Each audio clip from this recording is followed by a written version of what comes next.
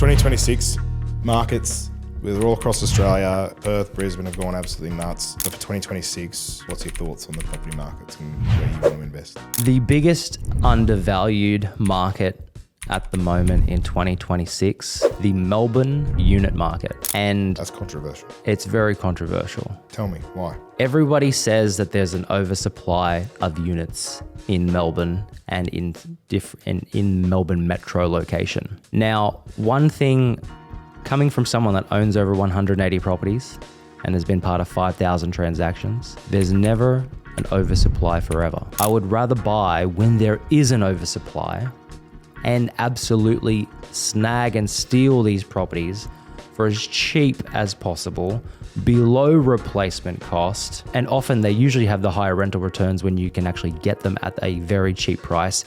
You buy them when sellers are in distress. You buy them when the market has gone down significantly, and then you reap the rewards when the market is good. This is very similar to what Warren Buffett does. This is a style of contrarian value investing. You're buying stuff that is not what normal people are buying. So obviously we know with your property investing story that, you refied, you did your first valuation, you realize, oh wow, if I get my refinance cash out, go ahead from that.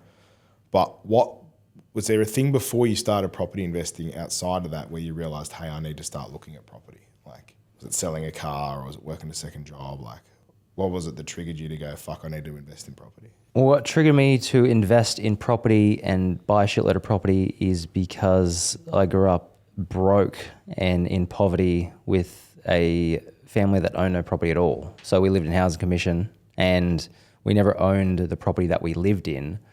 So I guess not being able to renovate that property, paint the walls, do all that kind of stuff to it, I longed for a property that I could basically call my own. And when I first was at that age of realizing this, like all my friends' parents own their house and we don't own our house, when I was like 15, 16, I just got angry about it. So I was like, I want to buy a property as soon as I can. And obviously I grew up in a very low socioeconomic area. Literally just worked as much as I could from the ages of 15, 18 to buy that first property, but it wasn't a place that I lived in. It was an investment property first. So, but you wanted the control. I wanted the control of owning my own property. I wanted the control of being able to do what I want when I want and having a property that was not owned by the government or by someone else. Mm. And when I met you, obviously, when you had 6 properties and I was like, this guy's killing it. Something that was completely different was your work ethic and your drive. Like, I've never met a fucking person more committed to, and this is obviously way, way back then, where you would go and fly to Adelaide for a weekend and paint the walls and do the carpets and all this type of stuff to try and get the property ready for rent and all that crazy shit. And you would just like so stupid up and do it, right? Like, so, and I was like, wow, this guy is fucking committed. Like, we're obviously looking at entry-level properties and all that type of stuff, 100 grand, 150 grand, like you saw the knack, but then you also like did it. So what was like some of the crazy renos and things that you did to try and get your equity out as soon as possible, which most people wouldn't do? I did a bunch of renos in the early stages, and you know what, people throw this out there now all over social media that you buy a property with value add potential and renovation uplift potential. And looking back at it, like I did renovations in the early stages, but I wouldn't do them nowadays. Like I think they're the dumbest thing to do when you understand and obviously learn the intricate details of finance and valuations. Like they were just dumb. As an example, like I spent $70,000 on a property in Western Sydney to renovate that property, got a val, came back $150,000 more. So put in 70K and came back 150K more, which is not bad. And then we tried another bank and a desktop val came back $300,000 more. But the desktop val didn't even take into consideration the renovations that were done. Mm. So I spent 70 grand on renovating this property and I didn't need to spend 70 grand. I could have just got a desktop val and a value at 300K higher. Yeah, and this is such the power of buying in the right area, right? Like, don't buy somewhere in a shit area to go spend 50 grand because the desktop val isn't going to pick up your renovation. You buy in the right area and you're going to save yourself the time, stress, everything. Like, I'm doing a renovation right now and I fucking hate it. I've been used to the other way around of having the markets do the heavy lifting and then pulling the equity out in 3 or 6 or 12 months or whatever. And now I've gone through the process of doing the manufacture and the renovation. And I'm like, this is a fucking waste of time and the stress and pressure and everything with it, to then probably get a desktop which will come in higher than a full valuation once the renovations are complete. So yeah, that value add piece, I agree with you. Like, you know, doing all these fucking renovations and things to do value add and all that, you can get way better returns by buying in the right area and getting right banks around you. Or doing a granny flat. Like, I've never built a granny flat in my life. I've thought about it multiple times. I've done the feasibility on multiple properties that I could build a granny flat on. But it's dumb. Like, I know I've got a few mates that are real estate agents that they've built.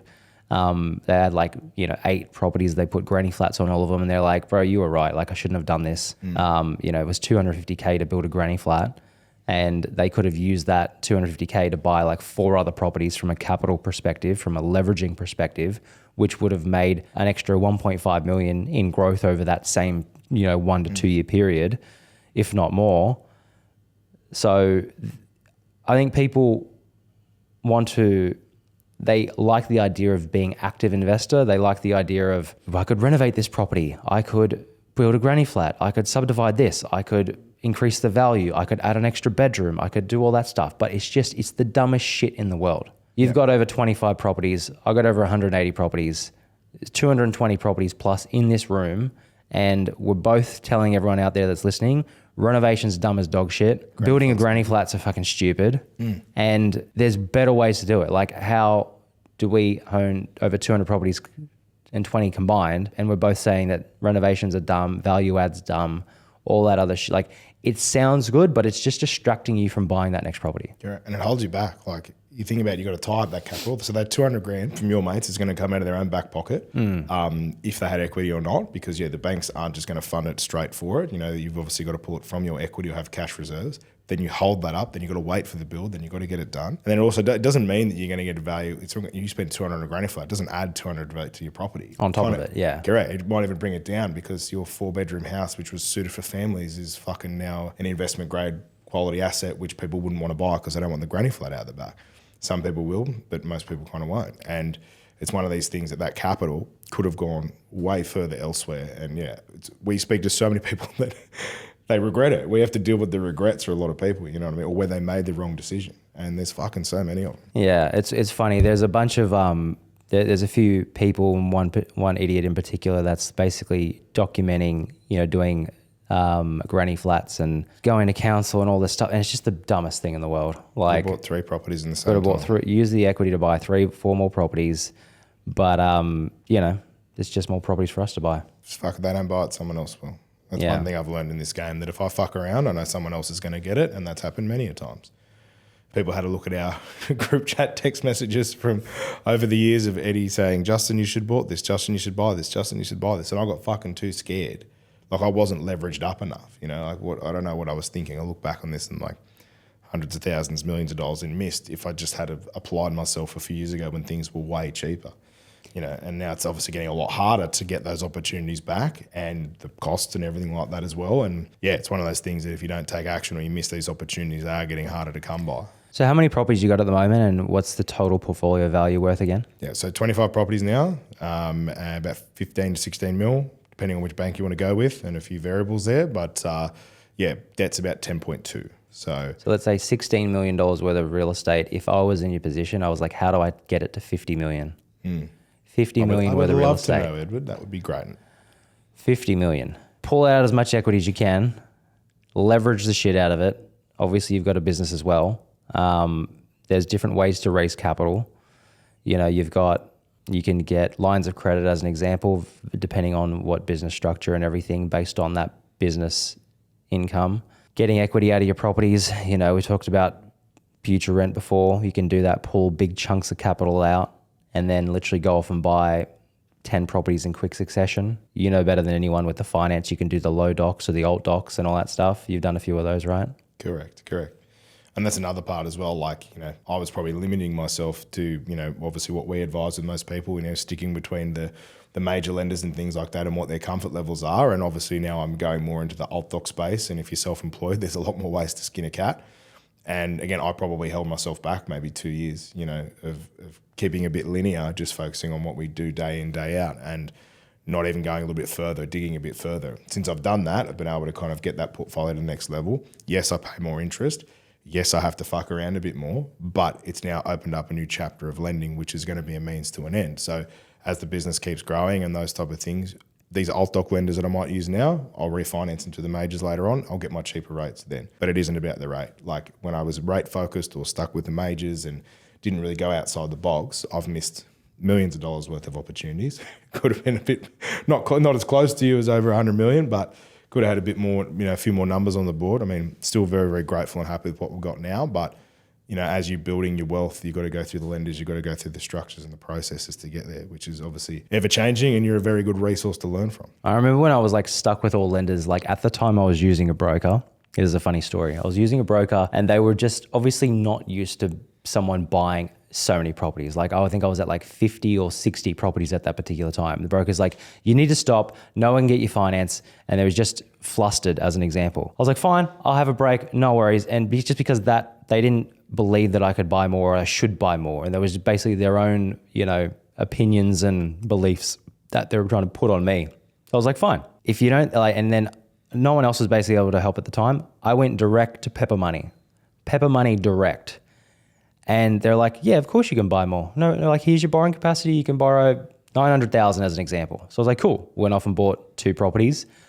Then once I bought the 2 properties, I still had a bit of equity left in savings. Went back to Pepper Money.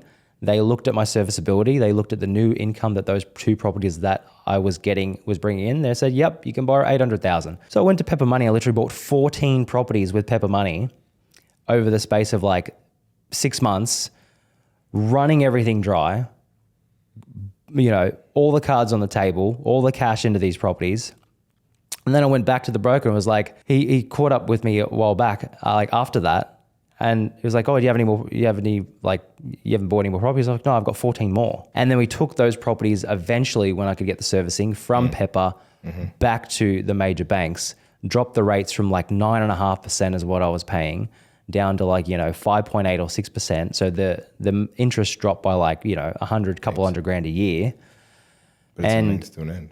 Yeah, it got the job done. And like, so the biggest thing that I hear people say is like, how do you keep borrowing? How do you keep borrowing? I'm like, you don't need to worry about something that you're not even close to tapping out yet.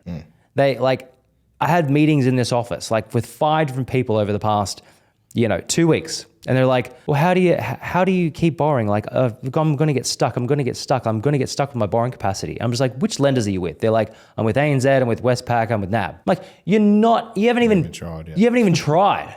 We're not even outside the realm of the majors, right? You're still with the majors. Like you haven't gone to Latrobe, you haven't gone to Liberty, you haven't gone to Pepper, you haven't gone to Third Tiers, you haven't gone to Bluestone or Granite.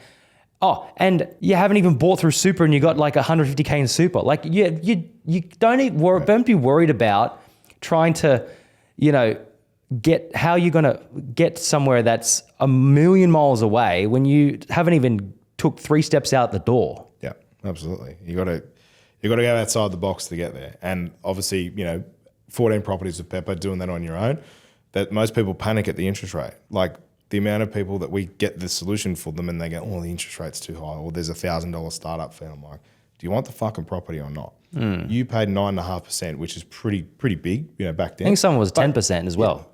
But you got 14 properties and they're probably fucking worth millions more now collectively across them. So you had to pay an extra 50, 60 grand worth of interest for 1 or 2 years to then make millions of dollars. And that is like a huge example of what we try and tell people. It's a means to an end if going one property at a time, but on a much larger scale, how pivotal would that have been for growing your portfolio and what you leveraged off into bigger and better things from there? So such a key takeaway on that side of things. And what we're seeing, like Eddie, so as of February, DTIs of the majors come in at 6. So your 100 grand salary, you borrow 600 grand for an owner occupied. All those fucking lenders outside of the majors are now going to be your best friend. Your second and third tier banks are your best friend. Because they're not doing the DTIs, are they? No, they're not doing it. They're not governed by APRA's changes. Yeah, that's what we've been fucking telling people. We've been telling people this shit for years, but now it's necessity. Like you might get 1, 2, 3 properties with the majors. I'm seeing Resimac, First Mac, Granite, Latrobe, Pepper a lot earlier than what we would have thought. So being a property investor is going to be more expensive. So you got a couple of weeks left to sort it out. Otherwise, if you don't get your equity now, you might lock yourself out or you got to pay more, which most people are going to get this shit's about. But now you have to realise, well, you fucked around, you waited too long, you didn't get your equity. If you still want that growth and what you want to do, you've got to take action now. And that's just going to be super, super important because you can't get to heights like that. You can't build a portfolio like this, if you're going to be sticking with major banks. And now they're just making it harder and harder. So what you'll find is applications are going to get a bit slower now because everyone's going to have to use these banks. They don't have the best, support systems. They don't have the shiny apps or the shiny interest rates. But now they're just going to be the necessity for growing a portfolio. So we'll have fun with that. Yeah. But yeah, and it just highlights even more now, like you're not going to go and navigate these lenders, and some of these lenders you actually don't have access to. So you really need a broker who knows their shit, that is working with these lenders day in, day out in order to get the best results for you. So super, super important to have a broker on your team, like especially now in 2026. Absolutely. What's the worst financial decision you've ever made? You've obviously made a few good ones, but been any doozies there that you're just like a human like everyone else? Yeah, the worst, I would say, was a property that I bought on the Central Coast. I paid like 1.76. I remember this one. And I bought it with emotion because I wanted a holiday house. I wanted a holiday house where I could basically go to, and it's like right on the beach, or it's basically across the road from the beach. And that was when, I say during, like right after, like as COVID was happening, it's probably 2021. And that's when like the Central Coast was going nuts because like everyone was like going up there, not having to work from the city or in a major capital city. So, working remotely was becoming more popular. I paid fucking way overs on this property, probably like 1.76. And it's probably worth like 1.6 as an example now. Like it's coming back. It's coming back. Obviously the prices are starting to go back up there. But I just bought it with emotion. I bought it with, I've always wanted a house that's near the beach. And at that particular time it was an odd style of property because it was like massive house that was split up into three separate properties. It had three separate kitchens, multiple bathrooms, and it's basically like a house that was a unit block. It just had so much unlucky maintenance with that property. Like I've probably spent $100,000 on maintenance on that fucking property, and it was just a pain in the ass. So lesson learned, I don't get emotional when I'm trying to buy something. And even now I'm just like, and I had a client the other day that was like, I want to go 3 ways with a couple mates and buy a holiday house. And having done that, not with other people, but like bought I'm like, I don't even have time to fucking go stay at this place. Yeah. Like I would rather not sunk $400,000 in capital into that property and then maybe use it every now and then to keep the $400,000. And if I'm going to go holiday, then I'd go literally book an Airbnb and I could stay at a different place every time. So the biggest thing I'd say is do not buy a holiday house. If you've got $500,000 in the bank, $1 million in the bank, if you're well off, if you've got other properties, having a holiday house I think is just dumb as dog shit. I reckon a holiday house in our parents' generation was the cool thing to do and probably a sign of status and wealth. And we have a holiday house and we're next level. But with the rise of Airbnb, you rock up, you don't have to do any maintenance. It's really cool. And we catch up with friends once a year, go to a different location, see different parts of the world, don't have to fuck around with it. But that sunken capital in there as well. And so with you trying to do a holiday house, buying on emotion, you had to worry about the maintenance. You're never there. Yeah. And it's gone down in value because you bought on emotion. So, definitely a doozy on that side. But holiday houses are just, with the rise in Airbnb, I just cannot see any benefit for it. And that capital, if you were going to buy $1 million holiday home, go put it into $1 million worth of investments and pay for you and your family and everyone's holidays each year from the gains that you get from that, with minimal fucking around. You don't have to think about it. You don't have to look after it. You pay your cleaning fees and whatever, and away you go. I think having a holiday house, again, is, as you said, it's like similar. The parents, that...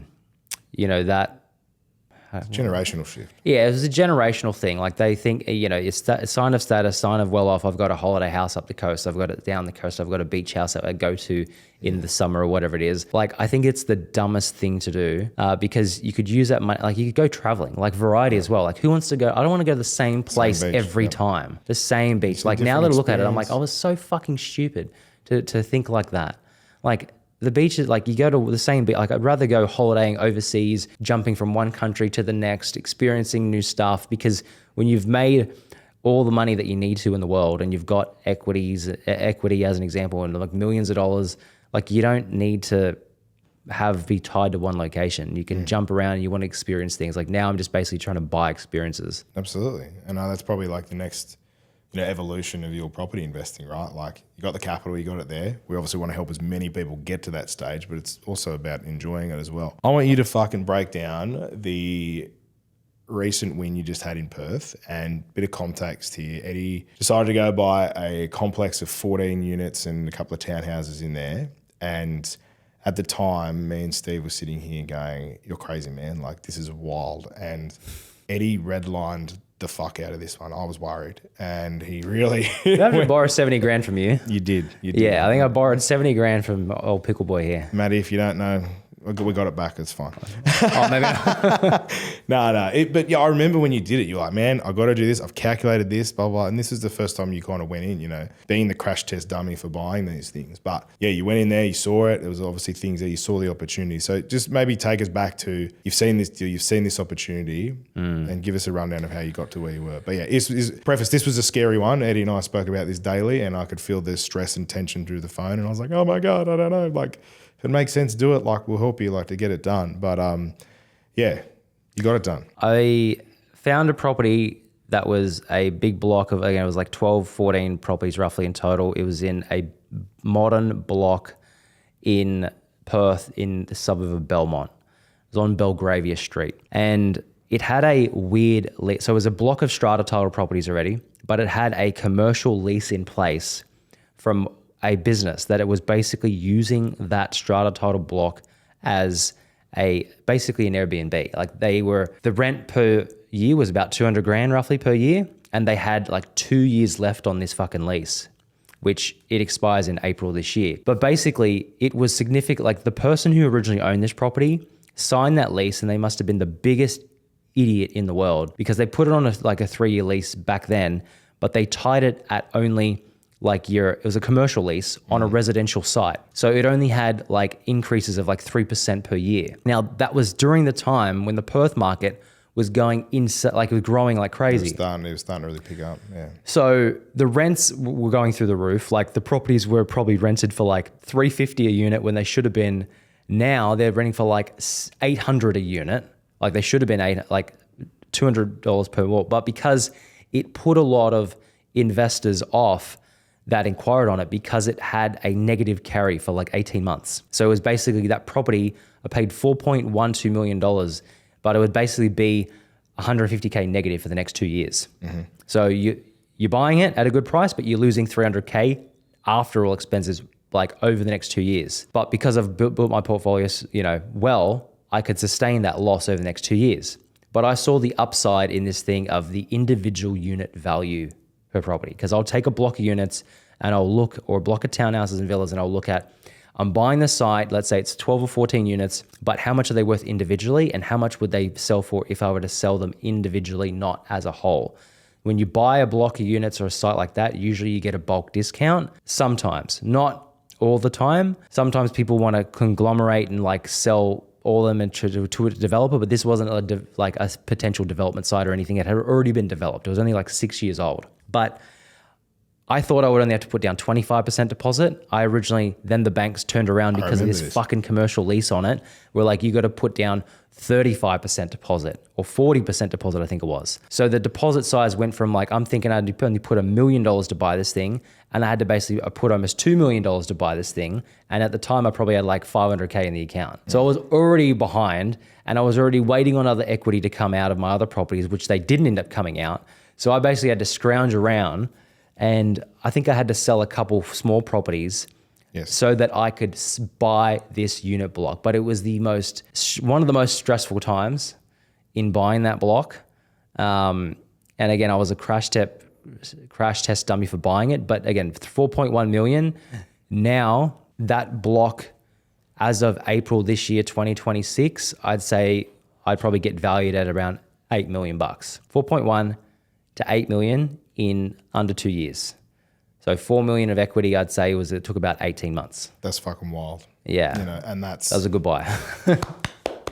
That was, it was a stressful one, but you can see like you identified it, you saw it, you carried the loss what you could. Obviously had to pull some means together to get it done, but like it's those big plays like that, like buying in the right market, identifying those opportunities. Same formula, same analysis on it, but much bigger result. a lot more stressful. But, that's the point we want to get people to, that once they've got 10 properties and they want to go buy a block of units or something like that, or they've got 15 properties or 20 properties or can leverage from the business, getting into those type of properties. You've got the knack in there, you've done it personally, and obviously clients are now benefiting from that. Like these bulk deals that you're doing now that you've got the experience of how to handle and negotiate these, which is very, very stressful. Clients coming on board now know the peace of mind that all that stuff's been taken out, but then they can, get on the property ladder with buying one of those 14 units or something that you're able to negotiate moving forward. So obviously the terms can be a little bit stricter, but the processes and what we've got in place now, clients are seeing these results going again and building their wealth up to get to those points. So, yeah, a massive win. That's a fucking huge result. Yeah, like if you're not stressed, then you're not even trying. Yeah. Like if you're buying property or trying to create your wealth or, make money, like if you're not stressed or feel extremely under pressure, then you're just being weak. You're not even trying. I'm now realizing that. I know that's a very bold statement, but to maybe understand that a bit more. Like I had a bit of a health issue, this time last year, and I was like, well, I want to get some liquid back in my life. If something happens to me, I'll pay off the home, and I've fucking sold 10 investment properties staggered over the past 2.5 years. And I seek comfort, as I like my comfort. And it's fucking cost me, like I've had to pay I've missed the capital growth. I've got the tax bills, capital gains, everything you do there. But the biggest one is that capital growth, right? Like looking back on it, I should have redlined it harder. I could have kept those assets. I just kept them because I wanted comfort. It wasn't like I could have had 30, 35 properties right now if I didn't choose to back out. And obviously it's great, having the owner occupied paid off and so on and so forth, but I know we're going to get back into the market and going to put those funds back in. But now I'm going to have the means to do something bigger like that, to get, a block or something like that. So, that's the next evolution of it, right? And that obviously comes with new stresses and pressures. And hanging around with someone like yourself and being part of this process, you're going to have someone to guide you through. Like it's very difficult to find a mentor. And I think a lot of people, if they're going to do it on their own, like not working with a professional or a buyer's agency, is very, very difficult to handle, stressful situations like that, or how best to structure it. So that's kind of the next evolution for my portfolio, to get to 20 mil, 25, 30 mil, whatever it is, looking at blocks and so on and so forth. So if I had held those properties, probably would have had a bit more, but, in order to make up for lost time, I'm going to get into the blocks now. Get into that commercial space. Because that's when I sold about 10 or so, and I was like, fuck, we're getting some good prices for these. And then I think you sold, but then I don't think you... I sold you sold two and of them paid off, to be, I sold 2 of them, it was good, and I was like, okay, they're all right. And that got me some liquid back to go and get a few more. Yeah. But then in 12 months ago, the ones that I sold, there were 6 of them in Queensland, right? I sold them for 400. I bought them for 150, 200. I sold them between 400, 450. I thought doubled, and one of them had tripled. I was like, sweet, how good's that? I'm sending you listings now of those things we bought for 150, 200 that are going for fucking 600, 650. Yeah. And I'm like, I missed out a $1 million swing in a year because I sold because I didn't need to. I wasn't redlining hard enough because I chose comfort, right? And I think there's a big thing out there at the moment, like all the mortgage brokers and ads are saying, like, pay off your mortgage in 7 to 10 years. Like I fucking did it. I've done it. And I did it by doing what you said. But then when you do it and you go, okay, sweet. Now like, what? It's cool for a week. And you're like, fuck yeah. Now what? Like, I'm like, I've got shit to do. There's heaps of things we've got to keep going, and there's heaps of opportunity. That's the thing. The thing, I was like, this is cool for a week. I was like, when you're like, hey, check out this deal, or we got a unit block coming up or whatever. I'm like, oh man, like, not that this is never going to end. It's obviously going in a great place. But if something ever bad happens when you're investing in property, you can just fucking sell one thing if something really goes to shit. But there's too many opportunities here that the opportunity cost by doing nothing. Like you literally relax for a week. Yeah, sweet, I've done this. Like tick, we did it. Paid off the home, whatever. But then literally as soon as you do it, you then realize you've had to become a different person to get to that point, and then nothing will. You'll sit there for a week and go, okay, cool. But I've got a business, I've got staff, I've still got other investment properties and stuff we've got to manage, right? So that kind of achieving that goal and attaining. If you can do that before the 30-year term, you're a pretty special person, and you're then going to realize, I've had to obtain some pretty special skills to get that, and you want to keep feeding into that, which is continually growing and learning and going to the next level. So you won't want to just relax. Yeah, if anyone who is going to pay off their home early thinks it's going to be sweet, if I can save you from selling investment properties insanity, maybe just double check it, because I've done it. It's great for a week. And obviously if I was, 60 and about to retire, fantastic, that's cool, got grandkids, whatever. But I'm 33, I'm in the prime, right? So I've realized now it's an expensive lesson to learn, but I can make up for it with lost time if I keep investing in the right areas and, and get the right team around me. So, I have expensive lesson. It was a good lesson. And obviously I've cashed out and made money from it and there's benefits there, but could have been more gains if I had just kept my nerve and redlined it a bit further. 100%. For people who are like analysis paralysis, right? And you have the same thing, like, you know, people who are fucking sitting on the fence or thinking about doing a granny flat or whatever it is, like, or there's people that just flip around about trust lending and all that type of shit, or they're thinking 10 steps ahead, you know, and we have zero patience now. Like, what's the one motivational fucking sentence or thing that you can say to them that goes, stop worrying about the other shit and this is what you need to do right now? Focus on the next 1 to 2 properties. Don't focus on the next 8 to 10. So many property investors and people out there, buyers agents, are saying you've got to plan 12 steps ahead. You don't need to plan 12 steps ahead. You just need to focus on the next one. And you need to do it so quickly that even if you make a mistake, you'll be able to rectify that mistake and move on to the next one quicker, even quicker. So like when I was at property number 3, I didn't plan to get to 100 properties. You didn't plan to get to 30 properties ahead.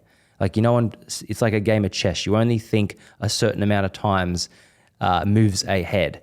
And the average person can only generally think 2 to 3 moves ahead. And a grandmaster might think like 10 to 15 steps ahead. You don't need to plan about, oh, how do I not run out of borrowing capacity? You just need to buy the next 1 to 2 properties as quick as you fucking can and get them under your belt, and then use a team that has actually done it before that has 10 to 20 properties. Because if you use a team that actually has a person that has 10 to 20 properties themselves, whether it's a broker, whether it's a buyer's agent, they're going to be able to point you in the right direction. But you don't need to over plan. You don't need to set up a trust or a company if you only got 80 grand in the bank. You just need to buy in your individual name. You just need to shut up and just buy the property as quick as you can and just get it done, because the quicker you get it done, the quicker you'll be to the next one. Beautiful. Well said, Ed. Fucking great. Ed talks. Right, it's 2026. Markets, we're all across Australia. We've heard Perth, Brisbane have gone absolutely nuts. Areas of Northern Territory, Melbourne, et cetera, are on the rise. What's your thoughts? I know we've probably said this hundreds of times back in 2025, but for 2026, you know, what's your thoughts on the property markets and where you want to invest? The biggest undervalued market at the moment in 2026 is the Melbourne, believe it or not, unit market. And that's controversial. It's very controversial. Tell me why. Everybody says that there's an oversupply of units in Melbourne and in Melbourne metro location. Now, one thing coming from someone that owns over 180 properties and has been part of 5,000 transactions, there's never an oversupply forever. I would rather buy when there is an oversupply and absolutely snag and steal these properties for as cheap as possible, below replacement cost. And often they usually have the higher rental returns when you can actually get them at a very cheap price. You buy them when sellers are in distress. You buy them when the market has gone down significantly, and then you reap the rewards when the market is good. This is very similar to what Warren Buffett does. This is a style of contrarian value investing. You're buying stuff that is not what normal people are buying. And using a strategy like this mixed with many other fundamentals is how you can create substantial wealth in the shortest amount of time. So the unit market in Melbourne, particularly not just units, but anything with strata. Strata has a very taboo type of negative. Now, you say strata and people shrink up and people think, oh, I don't want to buy strata, because they don't understand it. But what I predict over the next 5 to 10 years in Australia is that the taboo of strata will be far less. People will be more understanding of it because of why? Because of there's only so much land and houses in Australia. Now they're only building hours away from metro cities. They're building, there's no vacant land inner city, Sydney or Melbourne or Brisbane, or like they're just building further and further out. But when people want to be close to a capital city centre and you can't afford a property for 1.5, then you have to then turn to the next best thing, which from a property asset type is a townhouse, is a villa with a small backyard, or is a unit. It could be a unit in a small Art Deco block, or it could be any unit in a high rise. But there's many pros and cons to it all. But I predict that these properties, and they've already started to go up. Like we've been saying this, we've been buying properties together like this, like those types of townhouses, villas, units that have strata for like 10 years, and we've seen them grow more than houses. Absolutely. You know, the notion around strata is changing. Like I think with migration and people also understanding, well, this is, if I want to live here, this is what I've got to pay more, or I have to move further out or stay in there. And when we started, strata properties, I can't touch that. How many people fucking knock back good deals because of strata? And those strata properties have been the best performers in my portfolio. They're the ones that have doubled and tripled and you know, missed out on quadrupled, unfortunately. But you know, they're the ones that are leading the way. You know, I mean, strata is changing. It's the new norm. Like, you know, in New York or whatever, you don't give a shit. Like, it's just what it is, right? You want to be that close? Yeah. That's just fucking what you it is. ain't buying a house in New York, right? You exactly. know what I mean? Like, you're not. You want to pay stupid money for that? It's the same thing. Yeah, and then if you grew up and people complain, the biggest thing I like, people complaining about, I can't afford in Sydney and life is too difficult and all that shit. Like, if you can't afford, if you're making 70 grand a year and you live in Bondi, you live in Vaucluse, like, yes, you're not meant to be able to afford it on that wage. Like, buy elsewhere or move to where you can afford to buy. Absolutely. Like, but don't complain about it.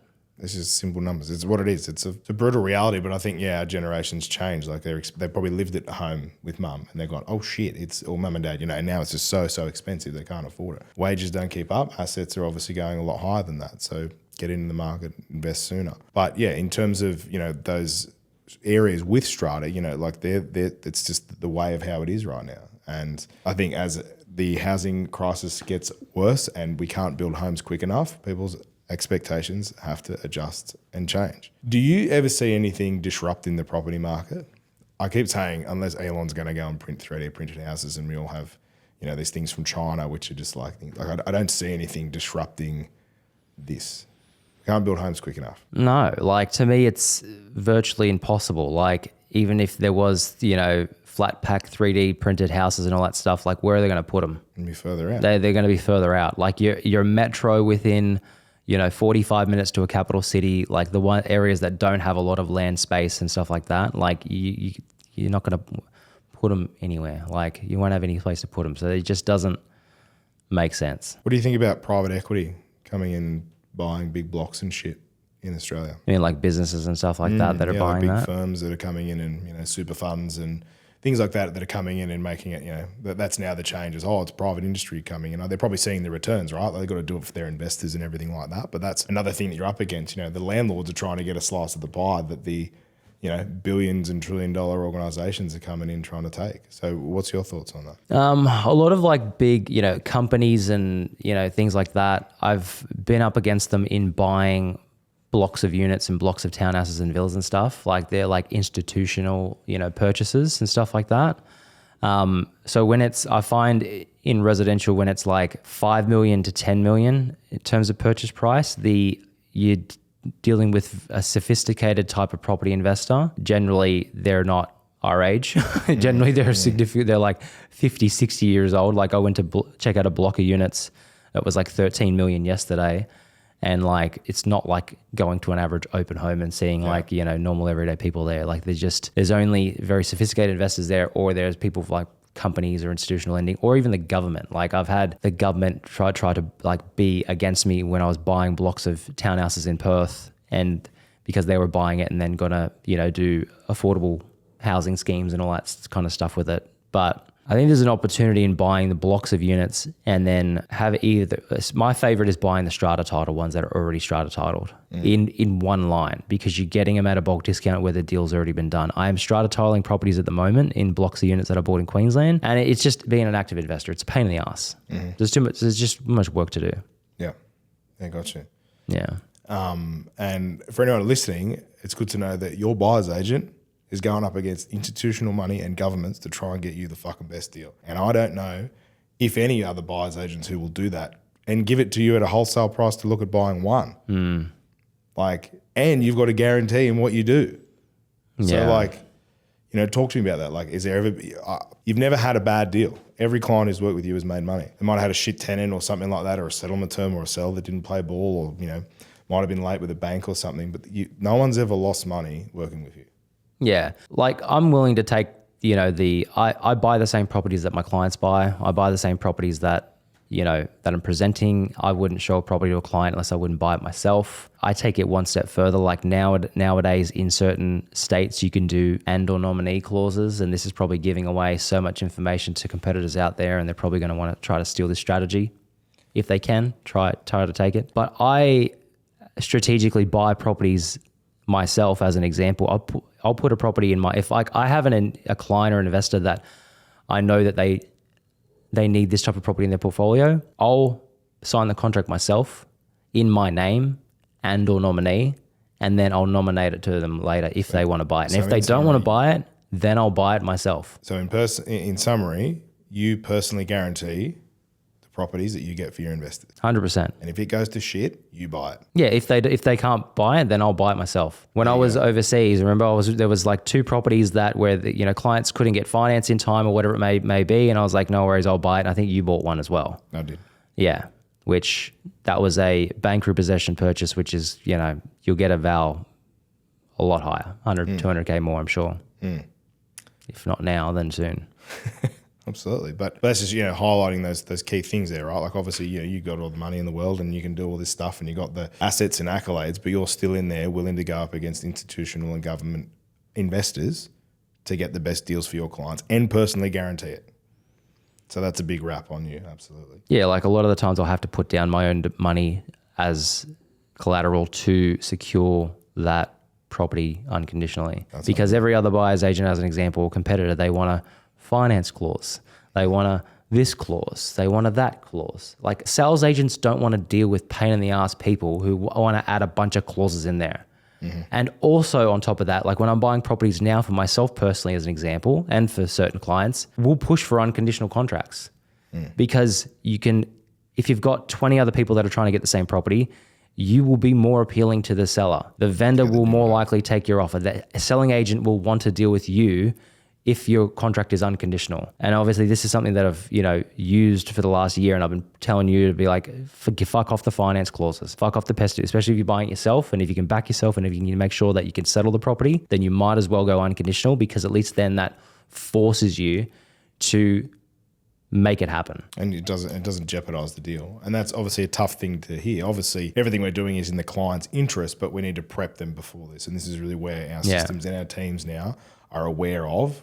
Coming into this, to get the best deal, we have to obviously forego some of these clauses, but you want to make sure you get the best deal. And we've covered everything. We don't leave any stone unturned, so that if you want that deal, it's ready to go. We'll get pest and building done prior to that as well, like that. Like if we get a block of townhouses or a block of, different houses or whatever, like we'll get before it's nominated to that client, we'll get the pest and building inspection done, even if it's not in the contract. So at least then they have their own due diligence and they're comfortable, moving with that property. But I remember pulling out of properties over finance, over the short val coming in Queensland, like houses in Logan for like 350 I pulled out of, and now they're like 900,000. Thankfully I bought like 50 other properties in Logan, but could have been 100 instead of 50. Absolutely. And, obviously we talk about the trenches and all the tough stuff and everything in property investing. Like, what does property investing do for you now? Like, I know obviously you're traveling and, your health's looking good and, you're doing a lot of these things, you're doing well, like, real, testament to you. But now you're on the other side of property investing,